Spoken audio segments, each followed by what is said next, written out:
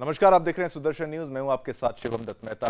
रात के 9 बज चुके हैं। समय हो गया है आपके नए पसंदीदा शो यानी कि जनमत का। जी हां, जनमत में एकमात्र ऐसा शो है जहां पर आप हर खबर पर पोल के माध्यम से भाग ले सकते हैं। सोशल मीडिया प्लेटफॉर्म एक्स पर जाकर, जो पहले ट्विटर था, वहां आप वोट कर सकते हैं। हर खबर पर आपकी राय हम दिखाते हैं आपको। और आज हम जिन विषयों पर चर्चा करेंगे, जल्दी से उन पर नजर डाल लेते हैं। देखिए, पहली बड़ी खबर है, इतनी बड़ी खबर है, इस पर आपको एनालिसिस के साथ हमारी खबर को देखना होगा। घट रही है हिंदू आबादी। ये हम कह रहे हैं खाली भारत के परिप्रेक्ष्य में नहीं, पूरे विश्व के परिप्रेक्ष्य में। अब तो हिंदुओं, थोड़ा जाग जाओ, समझ जाओ और खुद को बचाओ। कैसे बचाओगे उसके बारे में बताया जाएगा।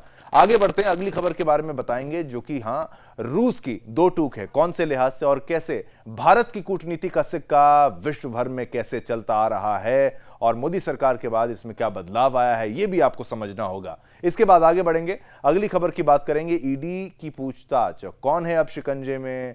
आए दिन कोई ना कोई नया, यहां पर जो भी कोई ऐसा पाप करता है, क्राइम करता है, जो इसमें लपेटे में आता है, उसकी पूछताछ की जाती है ईडी के द्वारा। उसके बारे में बताएंगे। फिर आगे बढ़ेंगे, बात करेंगे इंडी का नया मुद्दा क्या है, आपको जानना होगा जनमत के आज के स्पेशल रिपोर्ट में। आगे बढ़ते जाएंगे, ऐसे कई मुद्दे। एक और मुद्दा जिसके बारे में आज हम चर्चा करेंगे वो है गुजरात में जिहादी तांडव। कैसे एक मंदिर में एक जिहादी भीड़ घुस जाती है, मंदिरों में तोड़फोड़ करते हैं, मूर्तियों को खंडित करते हैं, तोड़ते हैं और फिर कहते हैं कोई रिएक्शन नहीं होना चाहिए। ऐसा कैसे हो सकता है। आगे बढ़ेंगे, बात करेंगे केजरीवाल की बड़ी मुश्किलों की। लगातार केजरीवाल की मुश्किलें बढ़ती जा रही हैं। सोच रहे थे राहत मिल जाएगी, सुप्रीम कोर्ट की तरफ से भी ऑब्जर्वेशंस कुछ ऐसा लग रहा था उनके पक्ष में हो सकते हैं, लेकिन ईडी ने अपनी दलीलों को, ईडी के वकील ने अपनी दलीलों को इस तरीके से रखा कि कोर्ट ने भी कहा ठीक है, अभी थोड़ा और समय कोर्ट की तरफ से भी लिया जाएगा। उसके बाद आगे बढ़ेंगे और पक्ष और विपक्ष आपस में लड़ कैसे रहा है, एक दूसरे पर हमला कैसे कर रहा है, यह भी आपको दिखाएंगे क्योंकि चुनाव का समय चल रहा है।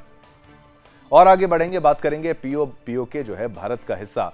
मैं तो कहता हूं इससे पीओ हट जाना चाहिए। कश्मीर जो है पूरा का पूरा भारत में, जो हमारा एकदम सुंदर नक्शा है, बिल्कुल वैसा ही सुंदर प्रतीत होना चाहिए। लेकिन कुछ हमारे पड़ोसी देश जो अच्छे पड़ोसी कहलाने लायक नहीं है, उन्होंने भारत की कुछ जमीन पर जिस तरीके से अतिक्रमण करने का प्रयास किया है, जल्दी ये सपना भी उनका खत्म होगा, चकनाचूर होगा।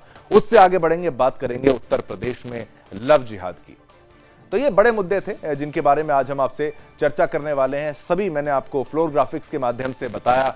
शुरुआत करते हैं पहले बड़े मुद्दे की आज जनमत में। जनमत में अब बात करेंगे भारत समेत पूरे विश्व में मुसलमानों के जनसंख्या विस्फोट की। जी हां, जिस पर भारत में प्रधानमंत्री के आर्थिक सलाहकार परिषद के सर्वे में ऐसे चौंकाने वाले खुलासे हुए हैं जो उस वामपंथी वर्ग की भी नींदें उड़ा सकते हैं, जो मुसलमानों की बढ़ती आबादी को गंभीरता से नहीं ले रहे थे, जो मुसलमानों की बढ़ती आबादी को सामान्य समझ रहे थे। लेकिन अब इस नए सर्वे ने यह स्पष्ट कर दिया है कि मुसलमानों की बढ़ती आबादी सामान्य नहीं बल्कि एक साजिश का हिस्सा है। इसलिए मुसलमानों की बढ़ती आबादी और उनके जनसंख्या विस्फोट पर कानून अनिवार्य है। हमारे साथ साथ आप टीवी स्क्रीन पर ये ग्राफिक्स भी देख रहे हैं और ग्राफिक्स के माध्यम से भी आप समझिए। देखिए कहां कहां हिंदू घटे, मुसलमान बढ़े। भारत में बहुसंख्यक यानी हिंदुओं की आबादी 7.8% घटी है। म्यांमार में बहुसंख्यक की आबादी 10% की गिरावट दर्ज की गई है। आप ये देखिए, एनालिसिस आपको दिखा रहे हैं। नेपाल में बहुसंख्यक हिंदू आबादी में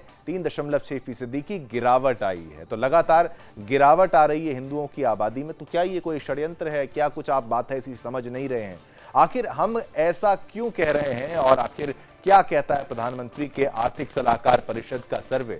ये तो आपने एनालिसिस हमारी देखी, लेकिन इस पर भी हमारी ये स्पेशल रिपोर्ट है। रिपोर्ट के माध्यम से जानिए आखिर हो रहा है तो हो क्या रहा है। Special report.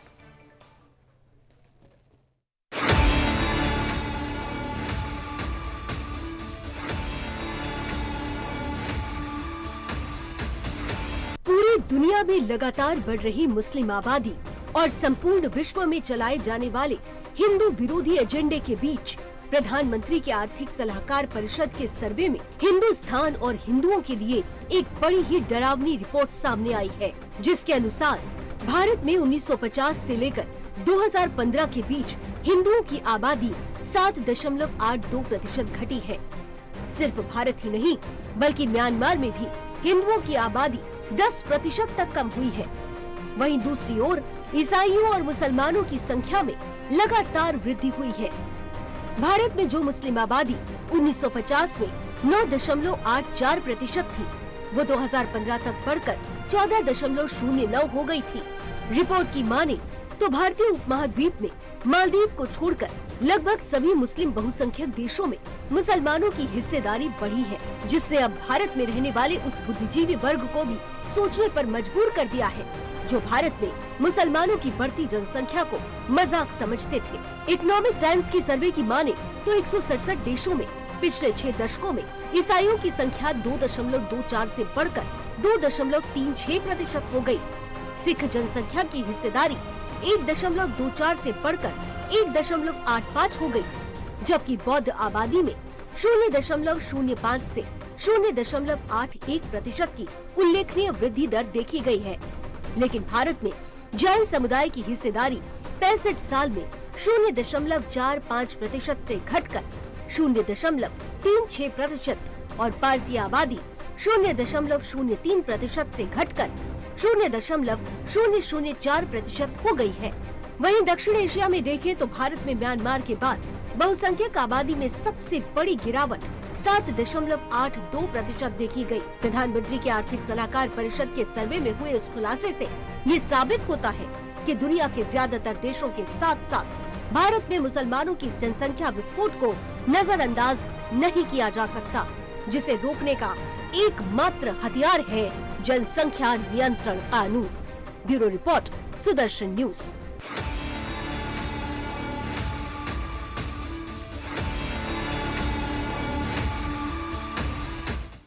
तो खबर को आपने देख लिया, एनालिसिस भी देख लिया, उस पर स्पेशल रिपोर्ट भी देख लिया। अब आप पूरी खबर को अच्छे से समझ गए हैं। इसी खबर पर हमने सोशल मीडिया प्लेटफॉर्म एक्स पर, क्योंकि एक प्रश्न पूछा आपसे, प्रश्न था भारत में घट रही है हिंदू आबादी। 93%, 93% माफ कीजिएगा, लोग कह रहे हैं कि ये घट रही है। 7% लोग कह रहे हैं नहीं। बहुमत, प्रचंड बहुमत ये मानता है कि भारत में हिंदू आबादी घट रही है। तो जनमत का इस कार्यक्रम की यही खासियत है, यही खूबी है इस कार्यक्रम की कि केवल खबर आपने देखी, खबर सुनी और विश्वास कर लिया, उतने पर यह सीमित नहीं रहता। जनमत में आप सोशल मीडिया प्लेटफॉर्म एक्स पर जाइए, #JANMAT टाइप करिए और सीधा पोल पर पहुंचेंगे। पोल पर अपना वोट दीजिए। आपका मत जनमत में हर रात आप सोचिए, रात को 9 बजे केवल एकमात्र कार्यक्रम जहां पर आपका मत दिखाया जाता है, जनमत। जनमत में अब बात एक ऐसे अंतर्राष्ट्रीय मुद्दे की करते हैं जिसे आज के समय में हर एक भारतीय को जानना चाहिए। और आपको यह बता दें, जो लोग विश्व में भारत को कम आंकते हैं, उन्हें तो इस खबर को जरूर सुनना चाहिए, क्योंकि अब हम आपको जिस खबर से अवगत कराने जा रहे हैं वो खबर न सिर्फ भारत की वैश्विक शक्ति को दर्शाता है, बल्कि यह खबर भारत और रूस की गहरी मित्रता पर भी मोहर लगाती है। आपको बता दें, रूसी विदेश मंत्रालय की प्रवक्ता मारिया ज़खारोवा ने अमेरिका के उन सभी आरोपों पर करारा जवाब दिया जिसके सहारे अमेरिका विश्व में भारत विरोधी एजेंडा चलाता है। इस दौरान रूसी प्रवक्ता ने भारत विरोधी अमेरिका पर क्या क्या खुलासे किए हैं, इसी पर हमारी ये स्पेशल रिपोर्ट देखिए और मामले की गंभीरता को समझिएगा। संपूर्ण विश्व को अपनी जागीर समझने वाले,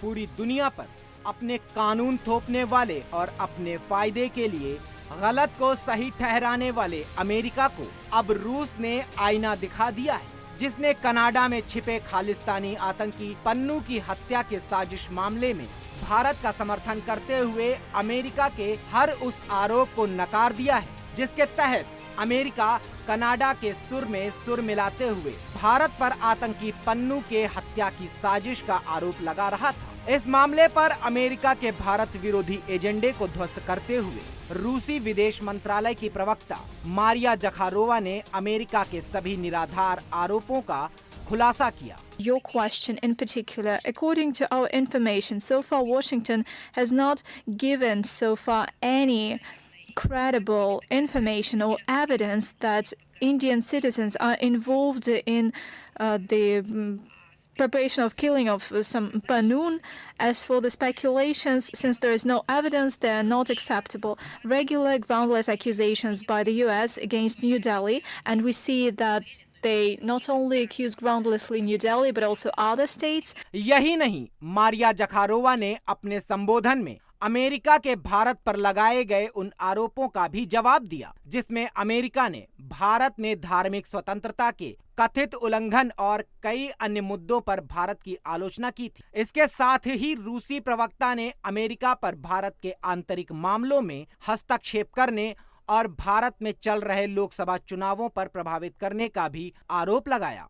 In violating religious freedoms, reflects the fact that the US simply does not understand the national mindset and the historical context of the development of the Indian state, and they are not respecting India as a state. And we believe that it stems from the neo-colonial mindset, the colonial mindset during the times of slavery and imperialism. And by the way, it has to do not only with India. And the reason is that they try to unbalance the domestic political situation in India in order to make it harder to have the general parliamentary election, and that is part of the meddling into India's domestic affairs. रूसी विदेश मंत्रालय की प्रवक्ता Maria Zakharova ने अपने संबोधन में America के हर उस एजेंडे से पर्दा उठा दिया जिसका अमेरिका भारत के खिलाफ सालों से एक हथियार के रूप में प्रयोग करता चला आ रहा है। अमेरिका की दूसरे देशों के आंतरिक मामलों में हस्तक्षेप करने की आदत बहुत पुरानी है, लेकिन अमेरिका को भारत को दूसरे देशों जैसा समझने की भूल नहीं करनी चाहिए, क्योंकि इस नए और सक्षम भारत को अमेरिका के किसी भी सलाह की जरूरत नहीं है। Bureau report, Sudarshan news. खबर को आपने देखा, विस्तार से समझा, हमारी एनालिसिस भी आपने देखी। अब इस खबर पर हमने आपसे पोल के माध्यम से सोशल मीडिया प्लेटफॉर्म एक्स पर एक सवाल पूछा। सवाल क्या था वो भी आप देख लीजिए। भारत के चुनावों में दखल दे रहा है अमेरिका। दखल देने के भी कई तरीके होते हैं, एक तो सीधे तरीके से और दूसरा प्रभावित करने का। तो क्या प्रभावित करने का प्रयास कर रहा है? सफल तो नहीं होगा। तो यहां पर 96% लोगों ने कहा हाँ, भारत के चुनावों में दखल दे रहा है अमेरिका। उसकी ये सोच है जो कि जाहिर हो चुकी है। लेकिन 4% लोग कहते हैं नहीं, ऐसा नहीं है। लेकिन बहुमत, प्रचंड बहुमत ये मानता है भारत के चुनावों में अमेरिका यानी विदेशी ताकतें दखल देने का प्रयास कर रही हैं। इसलिए आप अपना वोट देना मत छोड़िएगा। हम आपको पुनः अनुरोध कर रहे हैं, जनमत आप कार्यक्रम जो देख रहे हैं, इसका मुख्य उद्देश्य यही है कि आप वोट अपना बिल्कुल भी छोड़ेंगे नहीं। वोट आपको देना है। जनमत का जो मेन मुद्दा है, आपका मत, वही आपको फॉलो करना है हमेशा। आगे बढ़ते हैं। जनमत में अब बात करेंगे टेंडर कमीशन से करोड़ों की संपत्ति वसूल करने वाले कांग्रेस नेता आलमगीर के निजी सचिव संजीव लाल की, जहां कांग्रेस नेता के सचिव और नौकर पर, सोचिए, सचिव और नौकर पर ईडी का शिकंजा कसता जा रहा है। सचिव संजीव और नौकर जहांगीर, उसका नाम भी सोचिए, जहांगीर, ईडी की रिमांड में है। दोनों से पूछताछ जारी है। इसी के साथ ईडी ने संजीव लाल की पत्नी रीता लाल को समन भेजकर पूछताछ के लिए बुलाया था। रीता लाल अपने वकील के साथ आज ईडी दफ्तर पहुंची थी, जहां जरूरी कागजी कार्रवाई पूरी होने के बाद रीता लाल से पूछताछ शुरू की गई। कांग्रेस नेता आलमगीर के पीएस यानी कि संजीव लाल के सामने बैठाकर रीता लाल पूछताछ की गई, उससे मैंने पूछताछ की गई। पूछताछ में सामने आया कि बिल्डर मुन्ना सिंह की कंपनी में रीता लाल डायरेक्टर थी। साथ ही रीता लाल कई फाइनेंशियल कार्य की देखरेख भी करती थी। वहीं जांच में यह भी सामने आया कि संजीव लाल सरकारी टेंडर से आने वाले कमीशन की वसूली करता था। रीता लाल से पूछताछ के बाद अब राजीव कुमार सिंह और मुन्ना सिंह भी ईडी के रडार में आ गए हैं। दोनों ही जल्द उनको समन मिलने वाला है और उनसे भी अब पूछताछ होने वाली है। तो जो पीएस है, संजीव लाल की पत्नी से पूछताछ है, और सोचिए पत्नी भी डायरेक्टर बनी है, फाइनेंशियल देखरेख करती हैं और सरकारी टेंडर से वसूली करता था संजीव। तो ये पूरा नेक्सस, फिर आप कहेंगे, विपक्ष कहेगा कि ईडी जो है ये पक्षपातपूर्ण व्यवहार कर रही है, सरकार के इशारों पर ये एजेंसियां चल रही हैं। नोटों के बंडल निकल कर सामने आ रहे हैं। नौकर, पीएस का नौकर, ये पूरा जो गेम कर चला जा रहा था उसका पर्दाफाश होता है। फिर आप कहेंगे ईडी खराब है। तो ये उन लोगों के मुंह पर एक तरीके से हल्का सा मगर जोर का तमाचा है कि ईडी जहां पर कार्रवाई कर रही है, कुछ तो वहां पर होता है।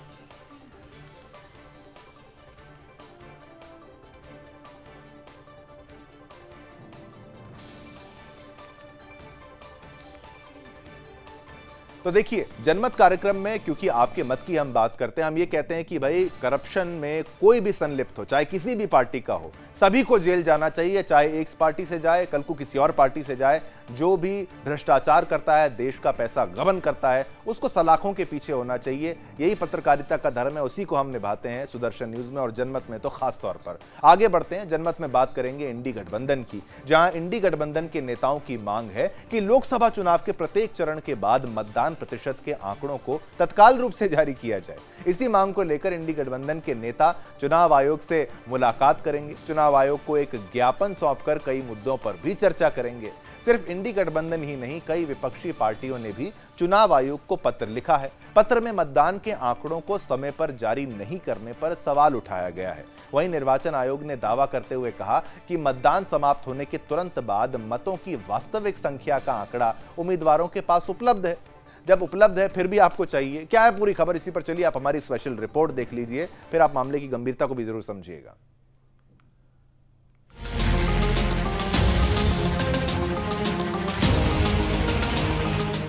देश भर में चौथे चरण के मतदान का बिगुल बज चुका है, लेकिन चुनाव के दौरान ही इंडी गठबंधन को अपनी हार नजर आ रही है।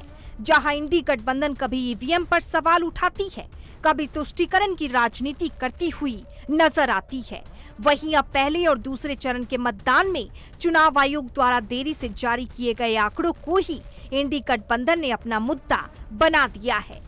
विपक्षी दल इंडी गठबंधन के नेता लोकसभा चुनाव में प्रत्येक चरणों के बाद मतदान प्रतिशत के आंकड़ों को तुरंत जारी करने के लिए अपनी मांग को लेकर चुनाव आयोग से मिलेंगे। साथ ही इंडी गठबंधन के नेता चुनाव प्रचार के दौरान भाजपा द्वारा कथित धार्मिक प्रतीकों के इस्तेमाल का मुद्दा भी उठाएंगे। चुनाव आयोग से मुद्दों पर चर्चा करने के बाद ज्ञापन भी सौंपेंगे। बता दें कि विपक्षी पार्टी कांग्रेस, तृणमूल कांग्रेस और भारतीय कम्युनिस्ट पार्टी ने चुनाव पैनल को अलग अलग पत्र लिखा था, जिसमें पहले 2 चरणों के चुनाव में मतदान के आंकड़ों को देर से जारी करने में चिंता व्यक्त की थी। वहीं विपक्ष के आरोपों के बीच चुनाव आयोग ने दावा किया कि मतदान समाप्त होने के तुरंत बाद मतदान की वास्तविक संख्या का बूथ वार डेटा उम्मीदवारों के पास उपलब्ध है। चुनाव आयोग ने ये भी कहा कि मतदान के प्रत्येक चुनाव के चरण के बाद वोटिंग के आंकड़ों को समय पर जारी करने के लिए उचित महत्व देते हैं। साथ ही न केवल निर्वाचन क्षेत्र बल्कि मतदान की वास्तविक संख्या का बूथ वार डेटा अभ्यर्थियों के पास उपलब्ध है, जो एक वैधानिक आवश्यकता है। कुछ दिन पहले ही कांग्रेस अध्यक्ष मल्लिकार्जुन खड़गे ने मंगलवार को निर्वाचन आयोग द्वारा जारी मतदान आंकड़ों में कथित विसंगतियों के मुद्दे पर कई विपक्षी दलों के नेताओं को पत्र लिखा था। अपने पत्र में खड़गे ने इंडी गठबंधन के नेताओं से इस मुद्दे पर सामूहिकता, एकजुटता के साथ अपनी आवाज उठाने का आग्रह किया था। विपक्षी दलों का चुनाव आयोग पर पत्र लिखकर सवाल उठाना, ईवीएम पर सवाल उठाना, इससे साफ नजर आता है कि विपक्षी दल अपनी हार का ठीकरा फोड़ने के लिए मुद्दा ढूंढ रही है। Bureau report, Sudarshan news.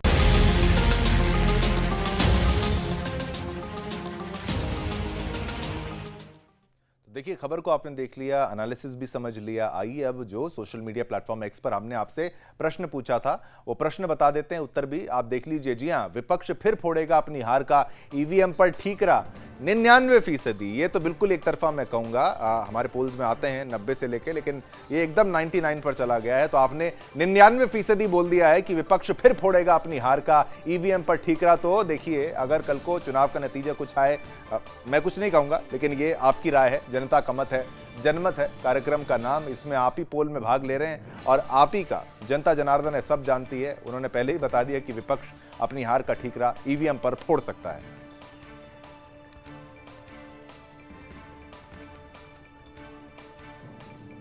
तो देखिए, हर खबर पर आप जो पोल कर रहे हैं उसको डेली रात को 9 बजे हम दिखा रहे हैं। एग्जैक्ट जैसा आप पोस्ट करते हैं, जैसा आप पोल में भाग लेते हैं, वैसा ही दिखा रहे हैं। और रोचक एनालिसिस आपकी वो भी दिख रही है।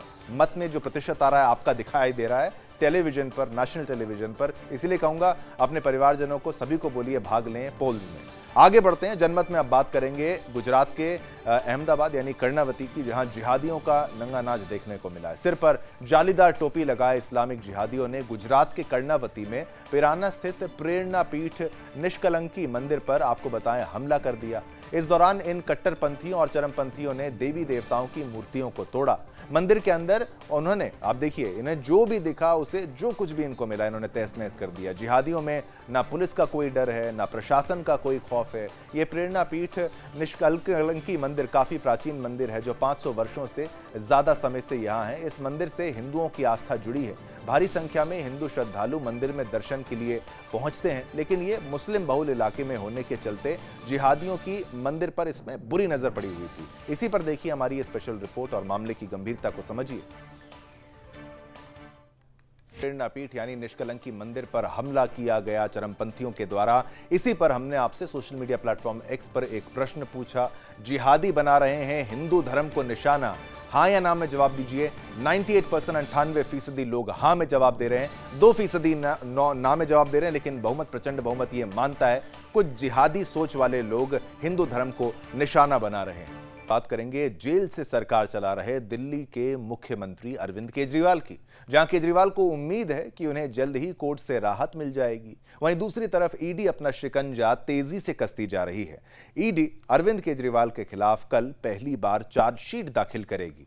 इस चार्जशीट में ईडी केजरीवाल को शराब घोटाले का किंग पिन और मुख्य साजिशकर्ता साबित करेगी। साथ ही ईडी ने बड़ा दावा करते हुए कहा कि केजरीवाल से जुड़े मनी ट्रेल का पता लग गया है। केजरीवाल के बेल के पहले जांच एजेंसी की तरफ से की जाने वाली ये तैयारी केजरीवाल के लिए किसी बड़े झटके से कम नहीं है।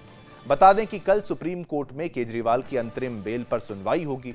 कोर्ट ने ईडी और सीबीआई को जवाब देने के लिए समय दिया था। इस समय में ईडी ने बड़ी तैयारी करते हुए केजरीवाल के खिलाफ चार्जशीट दाखिल करने का दावा किया है, जिससे केजरीवाल की मुश्किलें बढ़ सकती हैं। वहीं दूसरी तरफ जेल से सरकार चला रहे केजरीवाल को जेल में सुविधा देने के लिए जनहित याचिका दायर की गई थी, जिसे हाईकोर्ट ने खारिज कर दिया। साथ ही याचिकाकर्ता पर 1 लाख रुपए का जुर्माना भी लगाया है। ऐसे में देखने वाली बात होगी कि कल केजरीवाल के अंतरिम जमानत की सुनवाई पर केजरीवाल को मिलेगी बेल या केजरीवाल रहेंगे तिहाड़ जेल। तो देखिए, केजरीवाल के खिलाफ ईडी की चार्जशीट आएगी और केजरीवाल को मुख्य साजिशकर्ता बताएगी ईडी। कल सुप्रीम कोर्ट में ये अहम सुनवाई होगी। अब मिलेगी बेल या रहेंगे जेल में, इस पर चर्चा करनी बाकी है। पोल के माध्यम से हमने आपसे प्रश्न पूछा कि क्या तिहाड़ जेल में ही रहना चाहिए अरविंद केजरीवाल को। दिल्ली के मुख्यमंत्री को पद नहीं छोड़ रहे हैं, कुर्सी नहीं त्याग रहे हैं। 93% 93% लोग हाँ में जवाब देते हैं कि तिहाड़ जेल में ही रहना चाहिए केजरीवाल को। 7% लोग कह रहे हैं नहीं, जेल में नहीं रहना चाहिए। तो आपका मत जनमत में हम आपको दिखा रहे हैं। पोल में भाग लीजिए, आपको रोचक रिजल्ट्स जो हैं वो पोल में हमारे जनमत में ही मिलेंगे। एकमात्र शो जहां पर आप केवल देख नहीं रहे, पोल के माध्यम से पोल भी कर रहे हैं और आप देख रहे हैं कि भाई एंड में रिजल्ट क्या आता है। आगे बढ़ते हैं। लोकसभा चुनाव के चौथे चरण का प्रचार प्रसार जोरों पर है, ये सब जानते हैं। जहां चुनावी प्रचार के दौरान बीजेपी नेता विपक्ष पर जमकर निशाना साध रहे हैं। बीजेपी अध्यक्ष जेपी नड्डा ने समाजवादी पार्टी पर निशाना साधते हुए कहा कि समाजवादी पार्टी आतंकवादियों की हिमायती है। वहीं गृह मंत्री अमित शाह ने कांग्रेस पर निशाना साधते हुए कहा कि यह चुनाव मोदी जी बनाम राहुल गांधी के बारे में है, वोट फॉर जिहाद बनाम वोट फॉर विकास के बारे में है। विपक्ष पर निशाना साधने का सिलसिला यहीं खत्म नहीं हुआ है। उत्तर प्रदेश के मुख्यमंत्री ने सीतापुर में जनसभा को संबोधित करते हुए विपक्षी दलों पर हमला बोलते हुए कहा कि कांग्रेस सपा बसपा के लिए चुनाव लड़ना सिर्फ सत्ता प्राप्त करने का एक माध्यम होता है, ताकि वे अपने परिवार के लिए अधिक से अधिक धन जुटा सकें, धन लूट सकें। और क्या कुछ कहा है, आइए ये सारी विचित्र रोचक बातें आपको सुनाते हैं। समाजवादी पार्टी है, मैं समाजवादी पार्टी के बारे में भी बोलना चाहता हूं। जो लोग गोरखपुर बम कांड में थे, जो लोग वाराणसी बम कांड में थे, जो लोग लखनऊ के बम कांड में थे, जो लोग लखनऊ के बम कांड में थे, इन सब लोगों को अखिलेश ने इनकी सजा माफ करने की अर्जी डाली थी कि नहीं डाली थी? डाली थी कि नहीं डाली थी? याद है लोगों को? ये आतंकवादियों के हिमायती, ये आतंकवादियों के खासम खास, ये आतंकवादियों को बचाने वाले लोग, इनको आगे आने दोगे क्या? यहां जंगल राज लाना है क्या? आतंकवाद को बढ़ाना है क्या? आप बताइए, मोदी जी के राज में और योगी जी के राज में गुंडा राज समाप्त हुआ कि नहीं हुआ? सब चले गए कि नहीं चले गए? या तो जेल में है या प्रदेश छोड़ के गए कि नहीं गए? ये राहुल गांधी वर्सेस नरेंद्र मोदी का चुनाव है।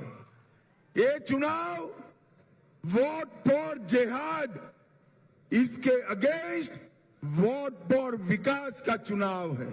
ये चुनाव परिवार के कल्याण, अपने परिवार के कल्याण के विरोध देश की जनता के कल्याण का चुनाव है। ये चुनाव राहुल गांधी की चाइनीज गारंटी के खिलाफ मोदी जी की भारतीय गारंटी का चुनाव है। कांग्रेस और सपा बसपा के लिए चुनाव सत्ता प्राप्त करने का माध्यम होगा, क्योंकि इनको सत्ता इसलिए प्राप्त करनी है जिससे अपने परिवार के लिए अधिक से अधिक धन लूट सके। लेकिन बहनों और भाइयों, भारतीय जनता पार्टी सत्ता में इसलिए आना चाहती है जिससे आत्मनिर्भर और विकसित भारत को साकार कर सकें, सपने को साकार कर सके। आत्मनिर्भर भारत का मतलब हमारा नौजवान आत्मनिर्भर होगा, उसके हाथ को काम होगा, उसको रोजगार मिलेगा, महिलाएं आर्थिक स्वावलंबन की ओर अग्रसर होंगी, किसान खुशहाल होगा, श्रमिक आत्मनिर्भर बनेगा, हस्तशिल्पियों का सम्मान होगा और यह आत्मनिर्भरता विकसित भारत का आधार बनेगा। और विकसित भारत दुनिया को नेतृत्व जब करेगा तो दुनिया की कोई ताकत तब आपकी ओर टेढ़ी नजरों से देख नहीं। अब बात करेंगे भारत के अभिन्न हिस्से पीओके की, जहां पीओके को लेकर बयानबाजी जारी है। पीओके को पाकिस्तान से भारत में मिलाने के लिए विदेश मंत्री यानी कि एस जयशंकर ने कई बड़े बयान दिए हैं। इसी कड़ी में दिल्ली यूनिवर्सिटी के गार्गी कॉलेज में एक प्रोग्राम के दौरान छात्रों को संबोधित करते हुए एस जयशंकर ने कहा, हम तस्वीरें भी दिखाएंगे, कि केंद्र सरकार पीओके को भारत में वापस लाने के लिए प्रतिबद्ध है। इस दौरान यह भी कहा गया कि लोगों ने धारा 370 को लेकर भी अलग अलग धारणाएं बना रखी थीं, लेकिन हमने उसे भी खत्म किया है। धारा 370 को लेकर लोगों ने मान लिया था कि उसे बदला नहीं जा सकता है, लेकिन जब हमने यानी केंद्र सरकार ने इसे बदल दिया तो पूरी जमीनी स्थिति बदल गई। इसी तरह से पीओके के लिए संसद में एक प्रस्ताव है और जो देश की हर राजनीतिक पार्टी ये सुनिश्चित करने के लिए प्रतिबद्ध है कि पीओके जो भारत का हिस्सा है वो भारत को वापस मिल जाए। वहीं भाजपा के राष्ट्रीय महासचिव तरुण चुग ने कहा कि पीओके की इंच इंच भूमि भारत की भूमि है। जो देश के रक्षा मंत्री और विदेश मंत्री ने कहा है कि वो एकदम सच है और 140 करोड़ भारतीयों की आवाज है। और क्या कुछ कहा है एस जयशंकर और अरुण चुग ने, आइए आपको सारी बातें सुनाते हैं। People just assume 370 cannot be changed and that, this is something we just have to accept because the politics of the day had driven it very deeply into public consciousness. Now we see, once we change it, then the entire ground situation changes. So all I can say with respect to POK, that there is a parliament resolution. Every political party of this country is committed to ensure POK, which is a part of India, returns to India. This actually is our national commitment. But I do want to say one thing. I didn't used to get people ask us about this 10 years ago or even 5 years ago. It is when we have done, when we have put 370 to rest. Now people understand, yes, the POK is also important. So what has happened today is, because we have, finally taken the right decision on 370, I think in the minds of our own people today, the POK issue has come to the front of their thinking. PoJK की inch inch भूमि भारत की भूमि है, हमारी मातृभूमि है, हमारी कर्म भूमि है। और जो देश के रक्षा मंत्री और विदेश मंत्री ने कहा है वो एकदम सच है और 140 करोड़ भारतीयों की आवाज है। पर दुर्भाग्य है, एनडी गठबंधन कांग्रेस के सहयोगी फारूक अब्दुल्ला साहब भारत के अंदर पाकिस्तान के एम्बेसडर की भूमिका में था।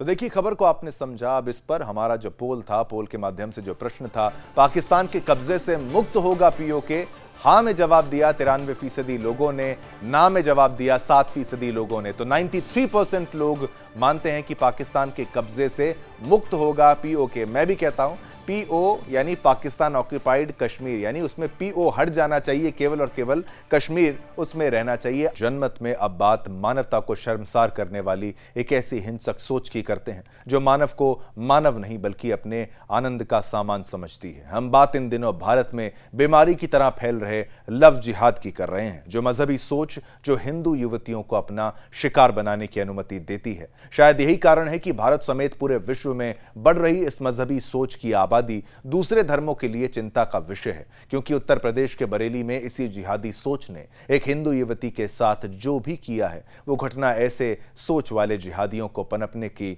अनुमति नहीं देती। क्या है खबर, इसी पर देखिए हमारी ये स्पेशल रिपोर्ट।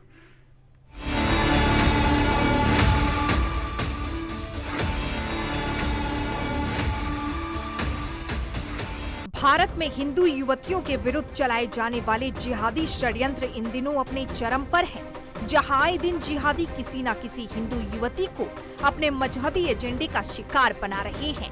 ताजा मामला उत्तर प्रदेश का है, जिसके बरेली में एक जिहादी ने अपने कुकर्मों से मानवता को शर्मसार कर दिया है, जिसने अपने जिहादी एजेंडे के तहत न सिर्फ यहाँ की एक हिंदू बेटी को अपना शिकार बनाया, बल्कि उस दरिंदे ने अपनी घिनौनी सोच के तहत हिंदू युवती को बड़ी बेरहमी के साथ चलती ट्रेन के आगे फेंक दिया। मानवता को तार तार करने वाले इस गुनाह के गुनाहगार का नाम जिहादी फरियाद हुसैन, जिसने अपने जिहादी एजेंडे के तहत पहले हिंदू युवती को अपने झांसे में फंसाया और फिर दुष्कर्म की मंशा से युवती के साथ जबरदस्ती करने लगा। लेकिन जब जिहादी की मंशा पूरी नहीं हुई तो जिहादी युवती के साथ जबरदस्ती करने लगा, और इतने पर भी जब वो अपने इरादे में सफल नहीं हो सका तो उस जिहादी ने युवती को बड़ी बेरहमी से घसीटते हुए चलती ट्रेन के आगे फेंक दिया, जिसके बाद उस बेबस, लाचार और निर्दोष हिंदू लड़की का शरीर दो हिस्सों में कटा हुआ मिला, जिसके 12 घंटे बाद जिहादी पर एफआईआर दर्ज तो कर ली गई, लेकिन इस घटना ने हिंदू लड़की के परिवार को झकझोर कर रख दिया है, जो न्याय की उम्मीद से लगातार प्रशासन से विनती कर रहे हैं। वहीं इस घटना के खिलाफ क्षेत्र के लोगों में भी रोष का माहौल है, जो पुलिस स्टेशन के सामने भारी नारों के साथ युवती के लिए इंसाफ और जिहादी के लिए सजा की मांग कर रहे हैं। लेकिन यहाँ सवाल ये है कि आखिर कब तक भारत में हिंदू लड़कियां ऐसे ही जिहादियों का शिकार बनती रहेंगी, और आखिर कितने हिंदू परिवार जिहादियों के कुकर्मों की सजा भुगतेंगे। Bureau report, Sudarshan news.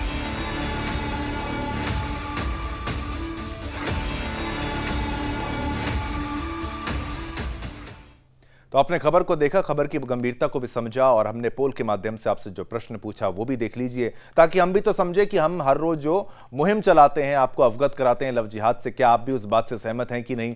पोल के माध्यम से हमने आपसे प्रश्न पूछा कि भारत में पैर पसार रहा है लव जिहाद। ये हमारा आपसे सोशल मीडिया प्लेटफॉर्म एक्स पर जो प्रश्न था, उस पर आपने जो उत्तर दिया वो था 95% लोगों ने बोला है हाँ, भारत में पैर पसार रहा है लव जिहाद, और केवल 5% लोगों ने बोला है नहीं, पैर नहीं पसार रहा है। तो देखिए, लव जिहाद की बात केवल सुदर्शन न्यूज करता ही नहीं है, तथ्यों के साथ दिखाता है, और हम भी आपका धन्यवाद करते हैं कि आप भी इस खबर को मान रहे हैं, समझ रहे हैं कि लव जिहाद कैसे पूरे भारत में पैर पसार रहा है। अब सबसे बड़े मुद्दे की बात करेंगे, वो तस्वीरें जो आपको देखनी चाहिए, तस्वीरें आपको दिखाएंगे। जनमत में बात करेंगे रूस के नए राष्ट्रपति, जी हां, पुतिन की। पहले भी राष्ट्रपति थे लेकिन पुनः चुने गए हैं राष्ट्रपति। हिंदुस्तान के पक्के दोस्त रूस के राष्ट्रपति व्लादिमीर पुतिन ने 5वीं बार शपथ ली थी। वहीं रूस में आज आप समझिए विक्ट्री डे मनाया गया, जिसमें रूस के पुतिन क्रेमलिन से रेड स्क्वायर पहुंचे थे, जहां परेड का आयोजन किया गया। इस दौरान पुतिन ने देश को संबोधित करते हुए कहा कि रूस दुनिया में हो रही जंग को बढ़ावा नहीं देना चाहता, यानी युद्ध को बढ़ावा नहीं देना चाहता, लेकिन कोई भी हमें धमका नहीं सकता है। ये वो शक्तिशाली, सोचिए, ये प्रेसिडेंट, ये पुतिन है, ये एक तरीके से सोचिए यही राजा हैं रूस के। पुतिन ने अपनी ताकत का परिचय देते हुए पश्चिमी देशों को चेताते हुए कहा कि रूस की सेना हर समय युद्ध के लिए तैयार है। साथ ही अमेरिका, ब्रिटेन और पश्चिम के देशों को स्पष्ट संदेश देते हुए कहा कि रूस के परमाणु बम एकदम तैयार हैं, आप गलती मत करिएगा। विजय दिवस यानी कि विक्ट्री डे हमारी पीढ़ियों को एकजुट करता है। हम अपनी सदियों पुरानी परंपराओं पर भरोसा करते हुए आगे बढ़ रहे हैं और हमें विश्वास है कि हम मिलकर रूस का स्वतंत्र और सुरक्षित भविष्य सुनिश्चित करेंगे। बता दें कि आज के दिन ही सोवियत यूनियन ने वर्ल्ड वॉर II में नाजी जर्मनी को यानी हिटलर की जर्मनी को हराया था। इसी जीत के बाद रूस में विक्ट्री डे मनाया जाता है, जीत का जश्न मनाया जाता है। आज विक्ट्री डे परेड में 9000 से ज्यादा सैनिकों ने हिस्सा लिया और अब देखिए सूट बूट में चलते ये सैनिक, आप तस्वीरें देखिए, क्रेमलिन की तस्वीरें देखिए, इसमें यूक्रेन में लड़ चुके सैनिक भी शामिल हैं। परेड में 70 से ज्यादा टैंक और बख्तरबंद गाड़ियां और साथ ही साथ आप देखिए व्लादिमीर पुतिन भी थे। इसी के साथ आज के कार्यक्रम में यानी कि आपके फेवरेट शो जनमत में इतना ही। कल फिर आएंगे ऐसे ही 9 से 10 बड़े मुद्दे आपके लिए मैं शिवम दत्त मेहता लेकर आऊंगा। तब तक के लिए मुझे और मेरी पूरी प्रोडक्शन टीम से लेकर एडिटोरियल टीम को आज्ञा दीजिए। हम सभी की तरफ से आप सभी को जय हिंद, जय भारत, जय हिंदुस्तान।